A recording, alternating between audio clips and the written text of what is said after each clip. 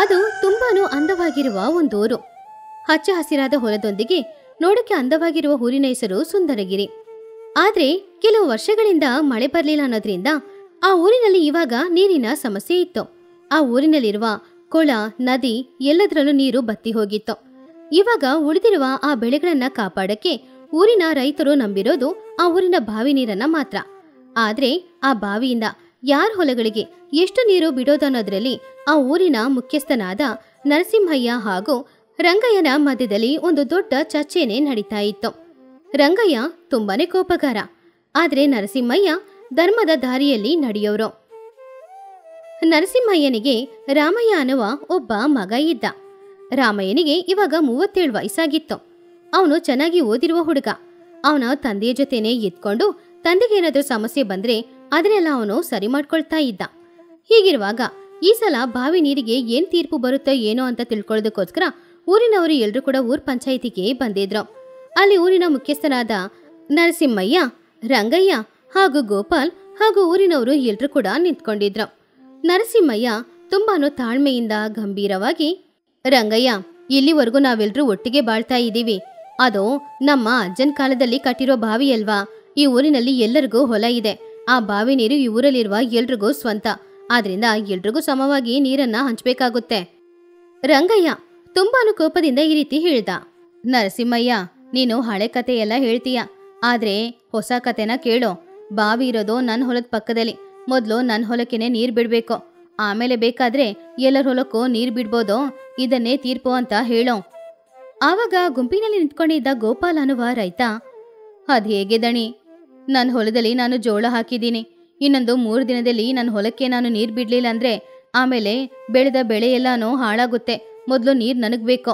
ಆವಾಗ ರಂಗಯ್ಯ ಅವನನ್ನ ನೋಡಿ, ಯಾಕೋ ಗೋಪಾಲ, ನಿನಗ್ ಮಾತ್ರ ನಷ್ಟ ಆಗ್ಬಾರ್ದು, ನಮ್ಗೆಲ್ಲ ನಷ್ಟ ಆಗ್ಬೇಕಾ ಏನೋ? ಬಾವಿ ಹತ್ರದಲ್ಲಿ ನನ್ನ ಹೊಲ ಇರೋದ್ರಿಂದ ಮೊದ್ಲೆಲ್ಲ ನನಗೆ ನೀವು ಸರಿಯಾಗಿ ನೀರ್ ಕೊಡ್ತಾ ಇರ್ಲಿಲ್ಲ. ಇವಾಗ ನೀರ್ ಕೇಳೋದು ನನ್ನ ಹಕ್ಕು, ನನಗ್ ಬೇಕಷ್ಟೆ. ಅದನ್ನ ಕೇಳ್ತಿದ್ದ ನರಸಿಂಹಯ್ಯ, ರಂಗಯ್ಯ, ಇವಾಗ ಹಕ್ಕು ಇದ್ರ ಬಗ್ಗೆ ಎಲ್ಲ ಮಾತಾಡಬಾರ್ದು. ನಮ್ಮೂರೇ ಇವಾಗ ಬರದಲ್ಲಿ ಸಿಕ್ಕಾಕೊಂಡು ಕಷ್ಟಪಡ್ತಾ ಇದೆ. ಇವಾಗ ಬಾವಿ ಹತ್ರ ಇರುವ ಗಟ್ಟು ನಿಮ್ ತಾತಂದೆ ಅಂತ ಹೇಳಕ್ಕೆ ನಿನ್ನ ಹತ್ರ ಏನಾದ್ರೂ ಆಧಾರ ಇದೆಯಾ? ಆಧಾರನಾ? ಏನ್ ಪತ್ರ ಕೇಳ್ತಿದ್ಯಾ? ಆ ಕಾಲದಲ್ಲಿ ಎಲ್ಲಿತ್ತಿ ಪತ್ರಗಳು? ಬರೀ ಬಾಯಿ ಮಾತೆ ಅಲ್ವಾ ನರಸಿಂಹಯ್ಯ? ನಮ್ಮ ಹೊಲದ ಹತ್ರ ಇರೋ ಆ ಬಾವಿ ಕೂಡ ನಮ್ಮ ಲೆಕ್ಕದಲ್ಲೇ ಬರುತ್ತೆ ಗೊತ್ತಾ? ಅದಕ್ಕೆ ಏನ್ ರುಜು ಇದೆ? ಆ ಕಾಲದಲ್ಲಿ ಯಾರಾದ್ರೂ ಹೇಳಿದ್ರೆ ಅದನ್ನ ಹಾಗೇನೆ ನಂಬೋದಾ ಏನೋ? ಅದನ್ನು ಕೇಳಿ ರಂಗಯ್ಯ ಸ್ವಲ್ಪ ಕೋಪದಿಂದ, ನರಸಿಂಹಯ್ಯ, ನೋಡಿದ್ಯಾ, ನೀನು ದೊಡ್ಡ ಮನುಷ್ಯ, ಒಳ್ಳೆ ತೀರ್ಪು ಕೊಡ್ತೀಯಾ ಅಂತ ನೋಡಿದ್ರೆ ಇವಾಗ ಊರಿನವರು ನನ್ನನ್ನ ಬೈತಾ ಇದ್ದಾರೆ. ನೀರಂತೂ ಮೊದಲು ನನಗೆ ಬೇಕು ಅಷ್ಟೇ. ಇದೆಲ್ಲವನ್ನು ಸ್ವಲ್ಪ ದೂರದಿಂದ ರಾಮಯ್ಯ ನೋಡ್ತಾ ಇದ್ದ. ಅವನಿಗೆ ಎಲ್ಲಾನು ಅರ್ಥ ಆಯ್ತು. ಅವನು ತಕ್ಷಣ ಪಂಚಾಯಿತಿ ನಡೀತಿದ್ದ ಜಾಗಕ್ಕೆ ಬಂದ. ಆವಾಗ ರಂಗಯ್ಯನನ್ನ ನೋಡಿ ರಾಮಯ್ಯ ಈ ರೀತಿ ಹೇಳಿದ, ರಂಗಯ್ಯ ಮಾವ, ಯಾಕಿಷ್ಟು ಕೋಪ? ಇವಾಗ ಸಮಸ್ಯೆ ಏನು ಅನ್ನೋದು ನನಗೆ ಗೊತ್ತಾಯ್ತು. ನಾನೊಂದು ವಿಷಯ ಹೇಳ್ತೀನಿ, ನೀವೆಲ್ರೂ ಕೇಳಿ. ಆವಾಗ ರಂಗಯ್ಯ ತಮಾಷೆಯಿಂದ, ಬಂದ್ಬಿಟ್ಟ ಅಪ್ಪ, ಡಿಗ್ರಿ ಓದಿರೋ ಹುಡುಗ. ಹೇಳು, ನೀನು ಎಲ್ಲ ಸಮಸ್ಯೆಗಳಿಗೂ ಸರಿಯಾದ ಪರಿಹಾರನೇ ಕೊಡ್ತೀಯ ಅಂತ ನಾನು ನಂಬ್ತೀನಿ. ಏನ್ ಹೇಳ್ತೀಯೋ ಹೇಳೋ. ಆವಾಗ ರಾಮಯ್ಯ ಇದನ್ನ ಸ್ವಲ್ಪ ಸೀರಿಯಸ್ ಆಗಿ ತಗೊಂಡು, ರಂಗಯ್ಯ ಮಾವ, ನೀರನ್ನ ಹಂಚ್ಕೊಳ್ಳೋದು ತಪ್ಪಲ್ಲ. ಕಷ್ಟ ಅಂತ ಬರುವಾಗ ನಮ್ಮ ಹತ್ರ ಏನಿದೆಯೋ ಅದನ್ನ ಹಂಚ್ಕೊಳ್ಳೋದು ಒಳ್ಳೇದೇ. ಅಪ್ಪ ಮಾವ, ಸ್ವಲ್ಪ ಸಮಯ ಕೊಡಿ, ಒಂದು ಪ್ರಶ್ನೆ ಕೇಳಬೇಕು. ಆವಾಗ ನರಸಿಂಹಯ್ಯ ಈ ರೀತಿ ಹೇಳಿದ್ರು, ಕೇಳಪ್ಪ, ನೀನ್ ಏನೇ ಕೇಳಿದ್ರು ಸರಿಯಾಗಿರುತ್ತೆ ಅಂತ ನನಗ್ ಗೊತ್ತು. ಆವಾಗ ರಾಮಯ್ಯ ಗೋಪಾಲ್ನ ನೋಡಿ, ಗೋಪಾಲಣ್ಣ, ನಿನ್ನ ಹೊಲದಲ್ಲಿ ನೀನು ಏನ್ ಬೆಳೆ ಹಾಕಿದೀಯಾ? ನೀರ್ ಬರ್ಲಿಲ್ಲ ಅಂದ್ರೆ ಇನ್ನು ಎಷ್ಟು ದಿನದಲ್ಲಿ ನಿನ್ನ ಬೆಳೆ ಎಲ್ಲ ಹಾಳಾಗುತ್ತೆ? ನಾನು ಹಾಕಿರೋದು ಜೋಳ. ಇನ್ನು 3 ದಿನದಲ್ಲಿ ನೀರ್ ಬರ್ಲಿಲ್ಲ ಅಂದ್ರೆ ಎಲ್ಲಾನು ಹಾಳಾಗೋಗುತ್ತೆ. ಆವಾಗ ರಾಮಯ್ಯ ರಂಗಯ್ಯನ ಹತ್ರ, ರಂಗಯ್ಯ ಮಾಮ, ನೀನೇನ್ ಹಾಕಿದೀಯಾ? ನಾನು ಹಾಕಿರೋದು ಭತ್ತ. 1 ವಾರ ಸಮಯ ಇದೆ. ಹಾಗಾದ್ರೆ ಗೋಪಾಲನ ಹೊಳಕೆನೆ ಮೊದಲು ನೀರ್ ಹೋಗ್ಬೇಕು, ಆಮೇಲೆ ರಂಗಯ್ಯ ಮಾವನಿಗೆ ಹೋದ್ರೆ ಸಾಕು. ಅದ್ ಹೇಗೆ? ಹೊಲದ ಪಕ್ಕದಲ್ಲಿರುವ ಬಾವಿ ನನಗ್ ಸ್ವಂತ. ಮೊದಲು ನನ್ನ ಹೊಲಕ್ಕೇನೆ ನೀರ್ ಬರ್ಬೇಕು. ಸರಿ, ಇವಾಗ ಸಮಸ್ಯೆ ನೀರಿನ ಬಗ್ಗೆ ಅಲ್ವಾ? ಮೊದಲು ಆ ಬಾವಿ ಎಲ್ಲಿದೆ, ಆ ನೀರು ಎಲ್ಲಿಗೆ ಹೋಗ್ಬೇಕು ಅನ್ನೋದನ್ನ ನಾನು ನೋಡಿ ಹೇಳ್ತೀನಿ. ಸ್ವಲ್ಪ ಎಲ್ರೂ ನನ್ನ ಹಿಂದ್ಗಡೆ ಬನ್ನಿ. ಹಾಗಂತ ಹೇಳಿ ರಾಮಯ್ಯ ಅಲ್ಲಿಂದ ಊರಿನ ಗಡಿಯಲ್ಲಿರುವ ಬಾವಿ ಹತ್ರ ಹೋದ. ಆವಾಗ ನರಸಿಂಹಯ್ಯ, ರಂಗಯ್ಯ, ಗೋಪಾಲ್ ಹಾಗೂ ಉಳಿದ ರೈತರು ಕೂಡ ಅವನ ಹಿಂದೆನೇ ಹೋದ್ರು.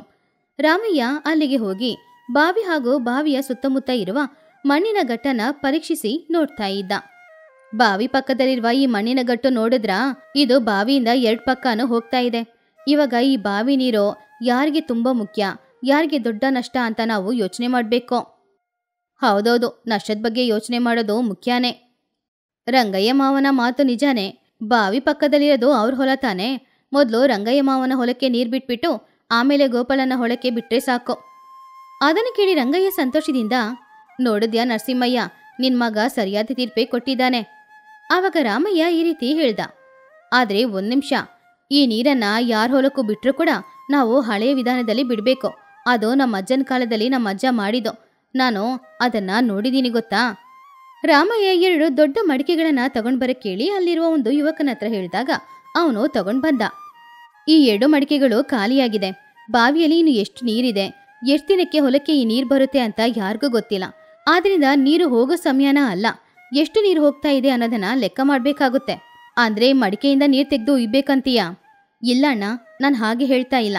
ರಂಗಯ್ಯ ಮಾವ, ನೀನ್ ಹಾಕಿರೋದು ಭತ್ತಕ್ಕೆ ಯಾವಾಗ ನೀರು ಬಿಟ್ರೋ ಅದು ಮೊಳಕೆ ಬಂದ್ರೆ ಸಾಕು. ಆದ್ರೆ ಗೋಪಾಲಣ್ಣನ ಹೊಲದಲ್ಲಿರೋದು ಜೋಳ. ಆ ಜೋಳಕ್ಕೆ ಇವಾಗ ನೀರು ತುಂಬಾ ಮುಖ್ಯ. ಮೊದಲು ಗೋಪಾಲನ ಹೊಲಕ್ಕೇನೆ ನೀರು ಹೋಗ್ಬೇಕು. ಆವಾಗ ರಂಗಯ್ಯ ಪುನಃ ಕೋಪದಿಂದ, ನೋಡಿದೆ ನರಸಿಂಹಯ್ಯ, ನಿನ್ ಮಗ ಗೋಪಾಲ್ಗೋಸ್ಕರ ಮಾತಾಡ್ತಿದ್ದಾನೆ. ಇಲ್ಲ ಮಾವ, ನಾನು ಯಾರಿಗೋಸ್ಕರನೂ ಮಾತಾಡ್ತಾ ಇಲ್ಲ. ನಾನು ಧರ್ಮದ ದಾರಿಯಲ್ಲಿ ನಡೀತಾ ಇದ್ದೀನಿ ಅಷ್ಟೇ. ನೀವಿಬ್ರು ರಾತ್ರಿ ಹಗಲು ನೀರಿಗೆ ಕಾವಲಿಗಿರ್ಬೇಕು. ನಿಮ್ಮಿಬ್ರಿಗೂ ನೀರನ್ನ ಸರಿಯಾಗಿ ನಾನು ಹಂಚ್ತೀನಿ. ರಾಮಯ್ಯ 2 ಮಣ್ಣಿನ ಮಡಿಕೆಗಳನ್ನ ತಗೊಂಡು ಹೋಗಿ ಬಾವಿಯಲ್ಲಿ ಆ ಕಡೆ ಈ ಕಡೆ ಅಂತ 2 ಇಟ್ಟ. ಇವಾಗ ಬಾವಿ ನೀರಿನ ಸರಿಯಾಗಿ ಹಂಚ್ಕೊಳ್ಳಕ್ಕೆ ನಾವೊಂದು ನಿಯಮನ ಪಾಲಿಸ್ಬೇಕು. ಇವಾಗ ಮೊದಲು ಗೋಪಾಲನನ ಹೊಲಕ್ಕೆ ನೀರು ಬಿಡ್ತಾ ಇದ್ದೀವಿ. ಎಷ್ಟೊತ್ತು ಅಂದ್ರೆ 24 ಗಂಟೆ. 24 ಗಂಟೆ ಸಮಯ ಗೋಪಾಲನನ ಹೊಲಕ್ಕೆ ನೀರು ಹೋದಾಗ ರಂಗಯ್ಯ ಮಾವ 1 ಹಿಡಿ ಮಣ್ಣನ್ನ ತೆಗೆದು ಈ ಮಡಿಕೆಯಲ್ಲಿ ಹಾಕ್ಬೇಕು. ನಾನೇ ಯಾಕೆ ಹಾಕ್ಬೇಕು? ಯಾಕಂದ್ರೆ ನೀವೇ ಅಲ್ವಾ ಅವ್ರ ಹೊಲಕ್ಕೆ ನೀರು ಕೊಡೋದು. ನಿಮ್ಮ ತ್ಯಾಗಕ್ಕೆ ಗುರ್ತಾಗಿ ನೀವೇ ಹಾಕ್ಬೇಕು. 24 ಗಂಟೆ ಗೋಪಾಲನನ ಹೊಲಕ್ಕೆ ನೀರು ಹೋದ್ಮೇಲೆ ಆಮೇಲೆ ಇನ್ನೊಂದು 24 ಗಂಟೆ ರಂಗಯ್ಯನ ಹೊಲಕ್ಕೆನೆ ನೀರು ಹೋಗೋದು. ಆ 24 ಗಂಟೆ ಮುಗಿದ್ಮೇಲೆ ಗೋಪಾಲಣ್ಣ, ನೀನು ನಿನ್ನ ಮಡಿಕೆಯಲ್ಲಿ 1 ಹಿಡಿ ಮಣ್ಣನ್ನ ಹಾಕ್ಬೇಕು. ಯಾರ ಮಡಿಕೆಯಲ್ಲಿ ಮಣ್ಣು ಬೇಗ ತುಂಬುತ್ತೋ ಅವರು ಇನ್ನೊಬ್ರು ಮಡಿಕೆ ಮಣ್ಣು ತುಂಬೋ ತನಕ ಕಾಯ್ತಾನೆ ಇರಬೇಕಾಗುತ್ತೆ. ಅಲ್ಲಿವರೆಗೂ ಅವ್ರ ಹೊಲಕ್ಕೇನೆ ನೀರು ಹೋಗೋದು. ಹೀಗೆ ಮಾಡೋದ್ರಿಂದ ಇಬ್ರು ಹೊಲಕ್ಕೂ ಕೂಡ ಸರಿಸಮಾನವಾಗಿ ನೀರು ಹೋಗುತ್ತೆ. ಆವಾಗ ನರಸಿಂಹಯ್ಯ ಸಂತೋಷದಿಂದ, ಇದು ತುಂಬಾನೇ ಒಳ್ಳೆಯ ವಿಷಯ. ಈ ಯೋಚನೆ ನನಗಿಷ್ಟ ಆಗಿದೆ. ಈ ತರ ಮಾಡಿದ್ರೆ ಇಬ್ರಿಗೂ ಅನ್ಯಾಯ ಆಗಲ್ಲ. ಯಾಕಂದ್ರೆ ಇದು ನ್ಯಾಯದಿಂದ ಮಾಡೋ ತೀರ್ಪು. ನಿಜವಾಗ್ಲೂ ನೀನು ಕೊಟ್ಟಿರುವ ಈ ತೀರ್ಪು ತುಂಬಾನೇ ಇಷ್ಟ ಆಗ್ತಿದೆ ಕಣೋ ನನಗೆ. ಆವಾಗ ರಂಗಯ್ಯ ಕೂಡ ಸಂತೋಷದಿಂದ, ನಿಜಾನೇ, ನನ್ನ ಹೊಲಕ್ಕೂ ನಷ್ಟ ಆಗಲ್ಲ, ಗೋಪಾಲ್ ಹೊಲಕ್ಕೂ ನಷ್ಟ ಆಗಲ್ಲ. ನೀನು ಕೊಟ್ಟಿರುವ ಈ ಯೋಚನೆ ನನಗೆ ತುಂಬಾನೇ ಇಷ್ಟ ಆಗಿದೆ ರಾಮಯ್ಯ. ಹೌದು, ಈ ಪದ್ಧತಿಯಲ್ಲಿ ಬಾವಿಯಲ್ಲಿ ನೀರಿರೋ ತನಕ ಇಬ್ರು ಹೊಲಕ್ಕೂ ಕೂಡ ಸಮಾನವಾಗಿಯೇ ನೀರು ಹೋಗುತ್ತೆ. ಆದ್ರಿಂದ ಇಬ್ರು ಮಧ್ಯದಲ್ಲಿ ಯಾವುದೇ ಜಗಳನೂ ಇಲ್ಲ. ಇಲ್ಲಿ ಯಾರಿಗೂ ಬೆಳೆ ನಷ್ಟನೂ ಆಗಲ್ಲ. ಇಬ್ರು ಬೆಳೆನೂ ಚೆನ್ನಾಗಿ ಬೆಳೆಯುತ್ತೆ. ಇಬ್ರು ಸಂತೋಷವಾಗಿರಿ ಸಾಕು. ಸರಿ ರಾಮಯ್ಯ, ನಿಜವಾಗ್ಲೂ ನೀನು ಕೊಟ್ಟ ಯೋಚನೆ ನನಗಿಷ್ಟ ಆಗಿದೆ. ಮೊದಲು ಗೋಪಾಲ್ ಹೊಲಕ್ಕೇನೆ ನೀರು ಹೋಗ್ಲಿ, ನನ್ನ ಹೊಲಕ್ಕೆ ಆಮೇಲೆ ಬರಲಿ. ಆವಾಗಲೇ ನನ್ನ ಮಡಿಕೆ ಬೇಗ ತುಂಬೋದು. ಹಾಗಂತ ಹೇಳಿ ರಂಗಯ್ಯ ರಾಮಯ್ಯನ ಹತ್ತಿರ ಹೋಗಿ ಅವನ ಹೆಗ್ಲನ್ನ ತಟ್ಟಿ, ರಾಮಯ್ಯ, ಸುಮ್ಮನೆ ಹೇಳ್ಬಾರ್ದು. ನಿಜವಾಗ್ಲೂ ನೀನು ತುಂಬ ದೊಡ್ಡ ಬುದ್ಧಿವಂತ. ಎಂತಹ ಸಮಸ್ಯೆಗೂ ನಿನ್ನತ್ರ ಖಂಡಿತ ಒಂದು ಪರಿಷ್ಕಾರ ಇದ್ದೇ ಇರುತ್ತೆ. ನಿನ್ನಂತ ಒಬ್ಬ ನಮ್ಮೂರಲ್ಲಿ ಇರೋ ತನಕ ನಮ್ಮೂರಿಗೆ ಬರ ಬಂದ್ರೂ ಕೂಡ ನಾವು ಯಾರೋ ಕಷ್ಟಪಡೋದಿಲ್ಲಪ್ಪ. ನೋಡಿದ್ಯಾ ರಂಗಯ್ಯ, ಧರ್ಮ ಗೆದ್ದಿದೆ. ಬರಗಾಲದಲ್ಲಿ ನಾವೆಲ್ಲರೂ ಒಗ್ಗಟ್ಟಾಗಿರ್ಬೇಕು. ಆವಾಗಲೇ ಸಮಸ್ಯೆನ ಸರಿ ಮಾಡೋಕ್ಕಾಗೋದು. ಹಾಗೆ ರಾಮಯ್ಯ ಕೊಟ್ಟ ಆ ಪರಿಷ್ಕಾರ ಊರಿನಲ್ಲಿರುವ ಎಲ್ರಿಗೂ ಇಷ್ಟ ಆಯ್ತು. ರಾಮಯ್ಯ ಹೇಳಿದ ಹಾಗೇನೆ 24 ಗಂಟೆ ಇವನ್ ಹೊಲಕ್ಕೂ 24 ಗಂಟೆ ಅವನ ಹೊಲಕ್ಕೂ ಸರಿಸಮಾನವಾಗಿ ನೀರ್ ಬಿಡಕ್ಕೆ ಶುರು ಮಾಡಿದ್ರು. ಇಬ್ರು ನೀರಿಗೋಸ್ಕರ ಜಗಳ ಮಾಡದೆ 24 ಗಂಟೆ ಬಿಟ್ಮೇಲೆ ಅವರ ಮಡಿಕೆಯಲ್ಲಿ 1 ಹಿಡಿ ಮಣ್ಣು ಹಾಕೊಳ್ತಾ ಇದ್ರು. ಹಾಗೆ ಈ ಹಳೆಯ ಪದ್ಧತಿ ಹೊಸ ಯುವಕನಾದ ರಾಮಯ್ಯ ಹೇಳಿದನ್ನ ಕೇಳಿ ಊರಿನ ಜನರು ಎಲ್ರೂ ಕೂಡ ತುಂಬಾನೇ ಬುದ್ಧಿವಂತ ಅಂತ ರಾಮಯ್ಯನನ್ನ ಹೊಗಳ್ತಾ ಇದ್ರು. ಹಾಗೆ ಈ ಪದ್ಧತಿಯಲ್ಲಿ ಆ ಊರಿನಲ್ಲಿರುವ ಯಾರ ಹೊಲದಲ್ಲಿರುವ ಬೆಳೆನೂ ನಾಶ ಆಗ್ಲಿಲ್ಲ. ಎಲ್ಲರ ಹೊಲದಲ್ಲಿರುವ ಬೆಳೆಗಳು ಕೂಡ ತುಂಬಾ ಚೆನ್ನಾಗಿ ಬೆಳೀತಾ ಇತ್ತು. ಈ ಕಥೆಯಲ್ಲಿರುವ ನೀತಿ ಏನು ಅಂದ್ರೆ, ಕಷ್ಟಕಾಲ ಅಂತ ಖಂಡಿತ ಒಂದಿನ ಬರುತ್ತೆ. ಆ ಕಷ್ಟಕಾಲ ಬರುವಾಗ ನಂದು ನಂದು ಅಂತ ಸ್ವಾರ್ಥದಿಂದ ಯೋಚನೆ ಮಾಡೋದನ್ನ ಬಿಟ್ಬಿಟ್ಟು ಎಲ್ರಿಗೂ ಎಲ್ಲಾನು ಬೇಕು ಅಂತ ಅಂದ್ಕೊಂಡ್ರೆ ಆವಾಗ ಎಲ್ರೂ ಸಂತೋಷವಾಗಿರ್ಬೋದು. ಯಾರಿಗೂ ಯಾವುದೇ ನಷ್ಟನೂ ಬರಲ್ಲ. ಸ್ವಾರ್ಥದಿಂದ ಯೋಚನೆ ಮಾಡಿದ್ರೆ ಯಾರಾದ್ರೊಬ್ರಿಗೆ ನಷ್ಟ ಆಗುತ್ತೆ. ಅದು ಸತ್ಯಪುರ. ಹೆಸರಿನಲ್ಲೇ ಒಂದು ಧರ್ಮ, ನ್ಯಾಯ, ಸತ್ಯ ಎಲ್ಲಾನು ಕಾಣಿಸ್ತಿರುತ್ತೆ. ಆ ಊರು ನೋಡಕ್ಕೆ ತುಂಬಾನು ಅಂದವಾಗಿ ಕಾಣಿಸ್ತಿತ್ತು. ಬೀದಿಗಳೆಲ್ಲ ಸ್ವಚ್ಛವಾಗಿತ್ತು. ದೊಡ್ಡ ದೊಡ್ಡ ಮನೆಗಳು. ಎಲ್ಲರ ಮನೆಯ ಮುಂದ್ಗಡೆ ಕೂಡ ಬಣ್ಣ ಬಣ್ಣದ ರಂಗೋಲಿಗಳು ಕಾಣಿಸ್ತಿತ್ತು. ಹೊರಗಡೆಯಿಂದ ನೋಡೋರಿಗೆ ಆ ಗ್ರಾಮ ಒಂದು ಆದರ್ಶ ಗ್ರಾಮವಾಗಿ ಕಾಣಿಸ್ತಿತ್ತು. ಆದ್ರೆ ಆ ಅಂದವಾದ ಮುಸುಕಿನ ಹಿಂದೆ ಮರ್ಯಾದೆ, ಪ್ರತಿಷ್ಠೆ, ಗೌರವ ಅನ್ನುವ 3 ಗೋಡೆಗಳ ಮಧ್ಯದಲ್ಲಿ ಸಿಕ್ಕಾಕೊಂಡು ಬಾಳ್ತಾ ಇರುವ ಜೀವನ ಅದು. ಆ ಊರಿನವರು ಅವರು ಮಾಡುವ ಕೆಲಸಕ್ಕಿಂತ ಅವ್ರ ಬಗ್ಗೆ ಯಾರಾದ್ರೂ ಹೆಮ್ಮೆಯಿಂದ ಮಾತಾಡ್ಕೊಳ್ತಾರಾ ಇಲ್ಲ ಕೆಟ್ಟದಾಗಿ ಮಾತಾಡ್ತಾರಾ ಅನ್ನೋದ್ರಲ್ಲಿ ಗಮನ ಕೊಡ್ತಾ ಇದ್ರು. ಸಹಾಯ ಕೇಳೋದು ಅಂದ್ರೆ ಅವ್ರಿಗೆ ಅವಮಾನ. ಚಿಕ್ಕ ಚಿಕ್ಕ ಕೆಲಸ ಮಾಡೋದು ಅಂದ್ರೆ ಅವ್ರಿಗೆ ಪ್ರಾಣನೇ ಹೋದ ಹಾಗೆ ಇರ್ತಿತ್ತು. ಅಂತಹ ಊರಿಗೆ ವೈದ್ಯ ಮಾಡಬೇಕು ಅನ್ನುವ ಒಂದು ಸೇವೆ ಗುಣದೊಂದಿಗೆ ಸತ್ಯಲಿಂಗ ಅನ್ನುವ ವೈದ್ಯ ಒಬ್ಬ ಬಂದ. ಸತ್ಯಲಿಂಗ ವೈದ್ಯದ ಸಾಮಗ್ರಿಗಳು ಇರುವ ಚಿಕ್ಕ ಮೂಟೆ ತಗೊಂಡು ಊರಿನೊಳಗಡೆ ಬಂದ. ಊರಿನ ಮಧ್ಯದಲ್ಲಿರುವ ದೊಡ್ಡ ಆಲದ ಮರದ ಕೆಳಗಡೆ ಆ ಗ್ರಾಮದ ಮುಖ್ಯಸ್ಥನಾದ ಗಂಗರಾಜು ಹಾಗೆ ಊರಿನ ದೊಡ್ಡ ಮನುಷ್ಯರೆಲ್ಲರೂ ಕೂತ್ಕೊಂಡಿದ್ರು. ಸತ್ಯಲಿಂಗ ವಿನಯದಿಂದ ನಮಸ್ಕಾರ ಮಾಡಿ, ಎಲ್ರಿಗೂ ನಮಸ್ಕಾರ. ನನ್ನ ಹೆಸರು ವೈದ್ಯಲಿಂಗ. ನಾನೊಬ್ಬ ವೈದ್ಯ. ಈ ಗ್ರಾಮದ ಪ್ರಜೆಗಳಿಗೆ ವೈದ್ಯ ಮಾಡೋದಕ್ಕೋಸ್ಕರ ಬಂದಿದ್ದೀನಿ. ಗಂಗರಾಜು ಸತ್ಯಲಿಂಗನನ್ನ ಮೇಲೆಯಿಂದ ಕೆಳಗಡೆ ತನಕ ಗಮನಿಸ್ತಾ ಇದ್ದ. ಅವನು ಹಾಕಿರುವ ಬಟ್ಟೆಗಳು ಸಾಧಾರಣವಾಗಿತ್ತು. ಅವನ ಮುಖದಲ್ಲಿ ಯಾವುದೇ ಗರ್ವನೂ ಇಲ್ಲ. ಆವಾಗ ಗಂಗರಾಜು ಗಂಭೀರದಿಂದ, ನೀನು ವೈದ್ಯನಾ? ನಮ್ಮ ಊರಿಗೆ ವೈದ್ಯರು ಯಾರು ಬೇಕಾಗಿಲ್ಲ. ನಾವೆಲ್ಲರೂ ಆರೋಗ್ಯಕರವಾಗಿಯೇ ಇದ್ದೀವಿ. ನಾವು ಬಾಳ್ತಾ ಇರುವ ಜೀವನ ಪದ್ಧತಿಯಿಂದ ನಮ್ಗೆ ಇಲ್ಲಿವರೆಗೂ ಯಾವುದೇ ಕಾಯಿಲೆ ಬಂದಿದ್ದಿಲ್ಲ. ಅದನ್ನು ಕೇಳಿದ ಸತ್ಯಲಿಂಗ ತುಂಬಾನು ವಿನಯದಿಂದ, ಇದು ನಿಜವಾಗ್ಲೂ ತುಂಬಾ ಒಳ್ಳೆ ವಿಷಯನೇ. ಆದ್ರೆ ಕಾಯಿಲೆ ಹೇಳಿ ಬರಲ್ಲ ಅಲ್ವಾ? ಆದ್ರಿಂದ ಒಬ್ಬ ವೈದ್ಯ ಇರೋದು ಒಳ್ಳೇದು ತಾನೇ? ಆವಾಗ ಅಲ್ಲೇ ಇದ್ದ ರಾಮಚಂದ್ರಯ್ಯ, ನಮ್ಮ ಊರಿನ ಗೌರವ ನಿನಗೆ ಗೊತ್ತಿಲ್ಲ. ನಮ್ಗೇನಾದ್ರಾದ್ರೆ ಪಟ್ಟಣದಿಂದ ದೊಡ್ಡ ವೈದ್ಯರನ್ನ ಬರಕೇಳ್ತೀವಿ. ನಿನ್ನಂತ ಸಾಧಾರಣ ವೈದ್ಯನ ಹತ್ರ ವೈದ್ಯ ಮಾಡ್ಕೊಳ್ಳಲ್ಲ. ಅವರ ಅಹಂಕಾರನ ನೋಡಿ ಸತ್ಯಲಿಂಗನಿಗೆ ಕೋಪ ಬಂದ್ರು ಕೂಡ ಅವನ ಮುಖದಲ್ಲಿ ನಗು ಹಾಗೇನೇ ಇತ್ತು. ನಾನು ಹಣಕ್ಕೋಸ್ಕರ ವೈದ್ಯ ಮಾಡಕ್ಕೆ ಬಂದಿಲ್ಲ. ಉಚಿತ ವೈದ್ಯ ಮಾಡಕ್ ಬಂದಿದ್ದೀನಿ. ಒಂದು ಚಿಕ್ಕ ಮನೆ ಕೊಟ್ರೆ ಸಾಕು. ಊರಿನ ಗಡಿಯಲ್ಲಿ ಒಂದು ಹಾಳು ಬಿದ್ದ ಮನೆ ಇದೆ. ಬೇಕಾದ್ರೆ ಅಲ್ಲಿ ಇದ್ಕೋ ನೀನು. ಆದ್ರೆ ನಮ್ಮ ಗೌರವನ ಹಾಳು ಮಾಡೋ ಯಾವುದೇ ಕೆಲಸನೂ ಮಾಡಬಾರ್ದು. ಹಾಗೆ ಏನಾದ್ರೂ ಮಾಡಿದ್ರೆ ತಕ್ಷಣ ಊರಿಂದ ಹೊರಗಡೆ ಹಾಕ್ತೀವಿ. ಸತ್ಯಲಿಂಗ ಸರಿ ಅಂತ ವಿನಯದಿಂದ ಹೇಳಿ ಆ ಮನೆಯ ಹತ್ತಿರ ಹೋದ. ಸತ್ಯಲಿಂಗ ಆ ಹಾಳು ಬಿದ್ದ ಮನೆಯನ್ನ ಬೇಗನೆ ಕ್ಲೀನ್ ಮಾಡಿ ಅದನ್ನ ಅವನು ಚಿಕ್ಕ ಹಾಸ್ಪಿಟಲ್ ಆಗಿ ತಯಾರು ಮಾಡ್ದ. ಆದ್ರೆ ಯಾರು ಅವನತ್ರ ಚಿಕಿತ್ಸೆ ಮಾಡಿಸ್ಕೊಳ್ಳೋಕೆ ಬರ್ಲೇ ಇಲ್ಲ. ಚಿಕ್ಕ ಚಿಕ್ಕ ಕಾಯಿಲೆಗಳು ಬಂದ್ರೂ ಕೂಡ ಅವರೇ ಅದನ್ನ ಸರಿ ಮಾಡ್ಕೊಳ್ತಾ ಇದ್ರು. ಎಲ್ಲಾದ್ರೂ ಅವನ ಹತ್ರ ಹೋದ್ರೆ ಮರ್ಯಾದೆ ಗೌರವ ಹೋಗ್ಬಿಡುತ್ತೋ ಅಂತ ಎಲ್ರೂ ಅಂದ್ಕೊಳ್ತಾ ಇದ್ರು. ಒಂದಿನ ರಾಮಚಂದ್ರಯ್ಯನ ಹೆಂಡತಿಗೆ ತುಂಬಾನೇ ಜ್ವರ ಹೊಡಿತಾ ಇತ್ತು. ಅವರು ಸುಸ್ತಾಗಿ ಮಂಚದಲ್ಲಿ ಮಲ್ಕೊಂಡಿದ್ರು. ಕಾಂತಮ್ಮ ತುಂಬಾ ಸುಸ್ತಾಗಿ, ರೀ ಮೈ ಹುಷಾರಿಲ್ಲ ರೀ, ಜ್ವರ ತುಂಬಾ ಹೊಡಿತಾ ಇದೆ, ಹೋಗಿ ಆ ಊರಿನಲ್ಲಿರುವ ವೈದ್ಯರನ್ನ ಕರ್ಕೊಂಡ್ ಬನ್ನಿ. ರಾಮಚಂದ್ರಯ್ಯ ಕೋಪದಿಂದ, ನಿನಗೇನು ಹುಚ್ಚಿಡ್ದಿದ್ಯಾ? ನಮ್ಮ ಮನೆಗೆ ಆ ವೈದ್ಯ ಬಂದ್ರೆ ಊರಿನವರು ಏನ್ ಅಂದ್ಕೊಳ್ತಾರೆ? ರಾಮಚಂದ್ರಯ್ಯನ ಮನೆಯಲ್ಲಿ ಯಾರಿಗೋ ಏನೋ ಕಾಯಿಲೆ ಬಂದಿದೆ ಅಂತ ನಮ್ ಗೌರವನ ಹಾಳು ಮಾಡ್ತಾರೆ. ನಾನು ಪಟ್ಟಣದಿಂದ ಕಷಾಯ ತಗೊಂಡ್ ಬಂದಿದ್ದೀನಿ, ಅದನ್ನ ಕುಡಿ, ಸರಿ ಹೋಗುತ್ತೆ. ಇದು 5ನೇ ದಿನ, ಜ್ವರ ಕಡಿಮೆ ಆಗ್ತಿಲ್ಲ, ಪ್ರಾಣ ಹೋಗೋ ತರ ಇದೆ. ಗೌರವಕ್ಕಿಂತ ಪ್ರಾಣ ಮುಖ್ಯ ಅಲ್ವಾ? ರಾಮಚಂದ್ರಯ್ಯ ಅಹಂಕಾರದಿಂದ, ಪ್ರಾಣ ಹೋದ್ರೆ ಪರವಾಗಿಲ್ಲ, ಮರ್ಯಾದೆ ಹೋಗ್ಬಾರ್ದು. ಇದು ನಮ್ಮ ಊರಿನ ಸಿದ್ಧಾಂತ. ಬಾಯಿ ಮುಚ್ಕೊಂಡು ಮಲ್ಗೋ. ಇನ್ನೊಂದ್ ಕಡೆ ಅದೇ ಜ್ವರ ಊರಿನಲ್ಲಿ ಮೆಲ್ಲೆ ಮೆಲ್ಲೆ ಎಲ್ರಿಗೂ ಹರಡ್ತಾ ಇತ್ತು. ಮುಖ್ಯವಾಗಿ ಬಡವರು ಜಾಸ್ತಿ ಇರುವ ಆ ಜಾಗದಲ್ಲಿ ತುಂಬಾನೇ ಹರಡ್ತಿತ್ತು. ಈ ವಿಷಯ ಸತ್ಯಲಿಂಗನ ಕಿವಿಗೆ ಹೋಯ್ತು. ಅವನು ತಕ್ಷಣ ಗಂಗರಾಜನ ಭೇಟಿ ಮಾಡಕ್ ಹೋದ. ಗಂಗರಾಜ್ ಅವ್ರೆ, ಊರಿನಲ್ಲಿ ಒಂದು ಜ್ವರ ಹರಡ್ತಾ ಇದೆ. ಇದು ಅಪಾಯ. ನಾವು ತಕ್ಷಣ ಏನಾದ್ರೂ ಮಾಡ್ಲೇಬೇಕು. ಜ್ವರ ಬಂದಿರೋರ್ನ ಬೇರೆ ಇಡ್ಬೇಕು, ಊರನ್ನ ಸ್ವಚ್ಛ ಮಾಡ್ಬೇಕು. ಆವಾಗ ಗಂಗರಾಜು ಅಹಂಕಾರದಿಂದ, ಏನ್ ಹೇಳ್ತಾ ಇದೀನಿ ನೀನು? ನಮ್ಮೂರಿನಲ್ಲಿ ಕಾಯಿಲೆನಾ? ನಮ್ಮ ಗೌರವನ ಹಾಳು ಮಾಡ್ಬೇಕು ಅಂತ ಮಾಡ್ತಾ ಇದೆಯಾ ಇದೆಲ್ಲ? ಸ್ವಚ್ಛ ಇಲ್ದೇ ಇರೋ ಜಾಗದಲ್ಲಿ ಕಾಯಿಲೆ ಬರುತ್ತೆ. ನಾವು ತುಂಬಾನೇ ಗೌರವದಿಂದ ಬಾಳ್ತಾ ಇರುವ ಕುಟುಂಬ. ಇಲ್ಲಿ ಯಾವುದೇ ಕಾಯಿಲೆನೂ ಇಲ್ಲ, ಸ್ವಚ್ಛತೆನೂ ಇಲ್ದೇ ಇಲ್ಲ. ಹೋಗಿಲ್ಲಿಂದ. ನಾನು ಹೇಳೋದನ್ನ ಕೇಳಿ. ಕಾಯಿಲೆಗೆ ಶ್ರೀಮಂತರು ಬಡವರು ಏನೂ ಗೊತ್ತಾಗಲ್ಲ. ಬೇಗನೆ ಈ ಕಾಯಿಲೆ ಹರಡಕ್ಕೆ ಸಾಧ್ಯತೆ ಜಾಸ್ತಿ ಇದೆ. ನನಗೆ ನೀತಿ ಹೇಳ್ಬೇಡ.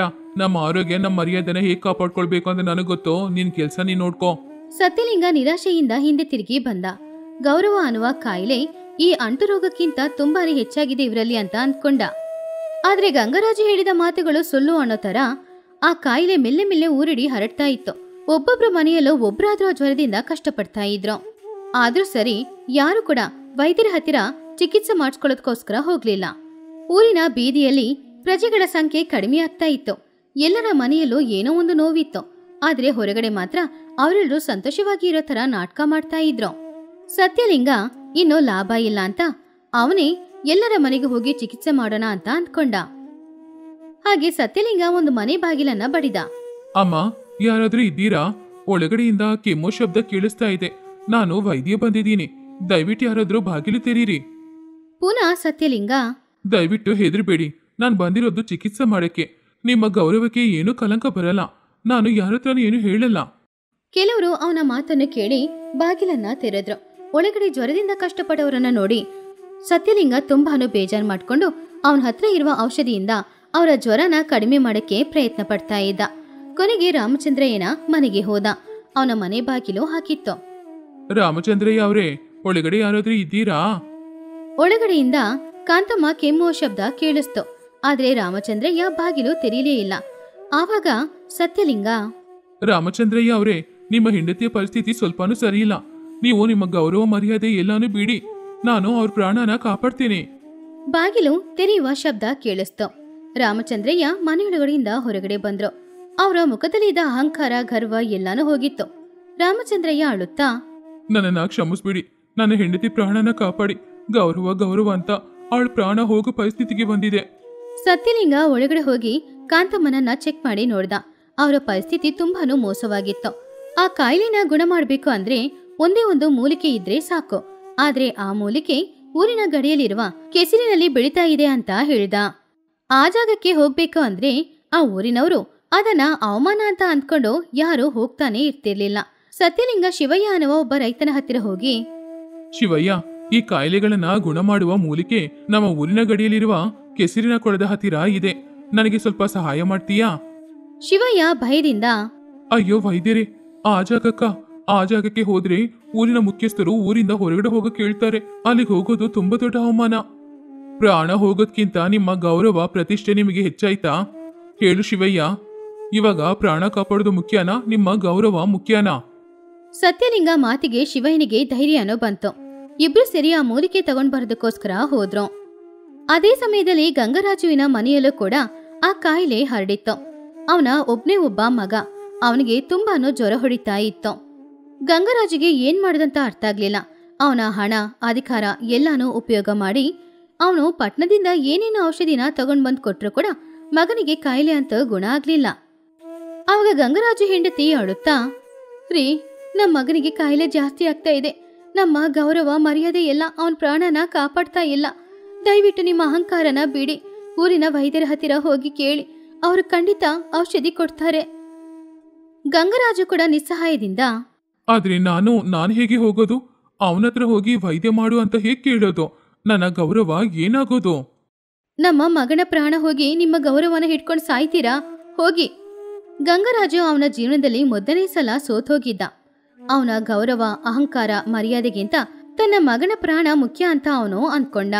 ಆದ್ರಿಂದ ತಕ್ಷಣ ಅವನು ವೈದ್ಯರನ್ನ ನೋಡಕ್ಕೆ ಹೋದ. ಆ ಸಮಯದಲ್ಲಿ ಮೈಯೆಲ್ಲ ಕೆಸರಿನೊಂದಿಗೆ, ಕೈಯಲ್ಲಿ ಮೂಲಿಕೆಯೊಂದಿಗೆ ಸತ್ಯಲಿಂಗ, ಶಿವಯ್ಯ ಇಬ್ರು ಊರಿನೊಳಗಡೆ ಬಂದ್ರು. ಊರಿನವರು ಎಲ್ರೂ ಅವರನ್ನ ಆ ಪರಿಸ್ಥಿತಿಯಲ್ಲಿ ನೋಡಿ ಆಶ್ಚರ್ಯಪಟ್ರು. ಆವಾಗ ಅಲ್ಲಿ ನಿಂತ್ಕೊಂಡಿದ್ದ ಗಂಗರಾಜು ಏನ್ ಮಾಡ್ದು ಅಂತ ಗೊತ್ತಿಲ್ಲದೆ ಸತ್ಯಲಿಂಗನ ಹತ್ತಿರ ಹೋಗಿ ಈ ರೀತಿ ಕರೆದ್ರು, ವೈದ್ಯರೇ. ಸತ್ಯಲಿಂಗ ವಿನಯದಿಂದ, ಮೊದಲು ಎಲ್ರಿಗೂ ಈ ಔಷಧಿನ ಕೊಡ್ಬೇಕು, ಬನ್ನಿ. ಸತ್ಯಲಿಂಗ ಮೊದಲು ರಾಮಚಂದ್ರಯ್ಯ ಹೆಂಡತಿ ಕಾಂತಮ್ಮನಿಗೆ ಔಷಧಿ ಕೊಟ್ಟ. ಆಮೇಲೆ ಕಾಯಿಲೆ ಬಂದಿರುವ ಉಳಿದವ್ರಿಗೂ ತಗೊಂಡು ಹೋಗಿ ಕೊಟ್ಟ. ಅವನು ಗೌರವ ಮರ್ಯಾದೆ ನೋಡ್ಲಿಲ್ಲ, ಎಲ್ರನ್ನೂ ಸಮಾನವಾಗಿ ನೋಡ್ದ. ಕೊನೆಗೆ ಗಂಗರಾಜುವಿನ ಮಗನಿಗೂ ಔಷಧಿ ಕೊಟ್ಟ. ಗಂಗರಾಜು ಮಗನಿಗೆ ಅವನು ಔಷಧಿನ ಕೊಟ್ಟು, ಗಂಗರಾಜ್ ಅವರೇ, ನಾನು ಕೊಟ್ಟಿರುವ ಔಷಧಿ ಇವರ ಮೈಯಲ್ಲಿರುವ ರೋಗನ ತೆಗೆಯುತ್ತೆ. ಆದ್ರೆ ಗೌರವ, ಮರ್ಯಾದೆ, ಪ್ರತಿಷ್ಠೆ ಅನ್ನುವ ಒಂದು ದೊಡ್ಡ ರೋಗನ ನೀವು ನಿಮ್ಮ ಮೈಯಲ್ಲಿ ಇಟ್ಕೊಂಡಿದ್ದೀರಾ ಅಲ್ವಾ? ಅದನ್ನ ನೀವೇ ಹೇಗಾದ್ರೂ ತೊಲಗಿಸ್ಬೇಕು. ಗಂಗರಾಜು ನಾಚಿಕೆಯಿಂದ ತಲೆ ಬಗ್ಗೆ ನಿಂತ್ಕೊಂಡಿದ್ದ. ಸತ್ಯಲಿಂಗ ಕೊಟ್ಟ ಔಷಧಿ ಚೆನ್ನಾಗಿ ಕೆಲಸ ಮಾಡ್ತು. ಊರಿನಲ್ಲಿ ಎಲ್ರಿಗೂ ಕಾಯಿಲೆ ಕಡಿಮೆ ಆಗ್ತಾ ಇತ್ತು. ಗಂಗರಾಜುವಿನ ಮಗ ಕೂಡ ಪ್ರಾಣಾಪಾಯದಿಂದ ತಪ್ಪಿಸ್ಕೊಂಡ. ಹೀಗೆ ಒಂದು ಕಾಯಿಲೆ ಬಂದು ಆ ಊರಿನವರ ಮನಸ್ಸನ್ನೆಲ್ಲ ಬದಲಾಯಿಸಿತ್ತು. ಗೌರವ, ಪ್ರತಿಷ್ಠೆ, ಮರ್ಯಾದೆಗಿಂತ ಪ್ರಾಣ ಮುಖ್ಯ ಅನ್ನೋದನ್ನ ಅವರೆಲ್ಲರೂ ಅರ್ಥ ಮಾಡ್ಕೊಂಡ್ರು. ಮರುದಿನ ಬೆಳಗ್ಗೆ ಗಂಗರಾಜು ಊರಿನವರನ್ನ ಪಂಚಾಯಿತಿಗೆ ಬರಕೇಳಿ ತಲೆ ಬಗ್ಗೆ ಊರಿನವರ ಹತ್ರ ಈ ರೀತಿ ಹೇಳಿದ್ರು, ನೀವೆಲ್ರೂ ನನ್ನನ್ನ ಕ್ಷಮಿಸ್ಬಿಡ್ಬೇಕು. ಗೌರವ, ಮರ್ಯಾದೆ ಅನ್ನುವ ಹೆಸರಿನಲ್ಲಿ ಇಷ್ಟು ದಿನ ನಾವು ಒಂದು ಕೇವಲವಾದ ಜೀವನನ ಬದುಕಿದೀವಿ ಅನ್ನೋದನ್ನ ಸತ್ಯಲಿಂಗ ನಮಗೆ ತಿಳಿಸಿದ್ದಾನೆ. ಗೌರವ, ಪ್ರತಿಷ್ಠೆ, ಮರ್ಯಾದೆಕ್ಕಿಂತ ಪ್ರಾಣ ಮುಖ್ಯ ಅನ್ನೋದನ್ನ ಅವರು ತಿಳಿಸಿದ್ದಾರೆ ನಮ್ಗೆ. ಇನ್ಮುಂದೆ ಶ್ರೀಮಂತರು ಬಡವರು ವ್ಯತ್ಯಾಸ ಇಲ್ಲ, ಒಬ್ರಿಗೊಬ್ರು ಸಹಾಯ ಮಾಡ್ಕೊಂಡು ಬದುಕ್ಬೇಕು. ಆ ದಿನದಿಂದ ಸತ್ಯಪುರ ನಿಜವಾಗ್ಲೂ ಒಂದು ಆದರ್ಶ ಗ್ರಾಮವಾಗಿ ಬದಲಾಯಿತು. ಪ್ರಜೆಗಳು ಅವರ ಮನೆಗಳನ್ನು ಎಷ್ಟು ಸ್ವಚ್ಛವಾಗಿ ಇಟ್ಕೊಂಡ್ರೋ ಅವರ ಮನಸ್ಸನ್ನು ಕೂಡ ಅಷ್ಟೇ ಸ್ವಚ್ಛವಾಗಿ ಇಟ್ಕೊಂಡ್ರು. ಸತ್ಯಲಿಂಗ ಅದೇ ಊರಿನಲ್ಲಿದ್ದು ಅಲ್ಲಿರುವ ಎಲ್ರಿಗೂ ವೈದ್ಯನಾಗಿ ಗುರುವಾಗಿ ಬದಲಾದ. ಆ ಊರಿನವರು ಎಲ್ರು ಕೂಡ ಮರ್ಯಾದೆ ಗೌರವನ ಬಿಟ್ಬಿಟ್ಟು ಒಬ್ರಿಗೊಬ್ರು ಸಹಾಯ ಮಾಡ್ಕೊಳ್ಳಿಕ್ಕೆ ಶುರು ಮಾಡಿದ್ರು. ಈ ಕಥೆಯಲ್ಲಿರುವ ನೀತಿ ಏನು ಅಂದ್ರೆ, ಪ್ರಾಣನೇ ಇಲ್ದೆ ಬರೀ ಗೌರವ ಮರ್ಯಾದೆನ ಇಟ್ಕೊಂಡು ಏನ್ ಮಾಡೋದು? ನಾವು ಗೌರವ ಅನ್ನುವ ಹೆಸರಿನಲ್ಲಿ ಒಬ್ರತ್ರ ಇನ್ನೊಬ್ರು ಮಾತಾಡದೆ ಹೀಗಿರ್ಬೇಕು ಹಾಗಿರ್ಬೇಕು ಅಂತ ಅಂದ್ಕೊಂಡು ಬದುಕೋದನ್ನ ಬಿಟ್ಬಿಟ್ಟು ಒಬ್ರಿಗೆ ಇನ್ನೊಬ್ರು ಸಹಾಯ ಮಾಡ್ಕೊಂಡು ಬದುಕಿದ್ರೆ ಆವಾಗ ಗೌರವ ಮರ್ಯಾದೆ ನಮ್ಮನ್ನ ಹುಡ್ಕೊಂಡು ಬರುತ್ತೆ.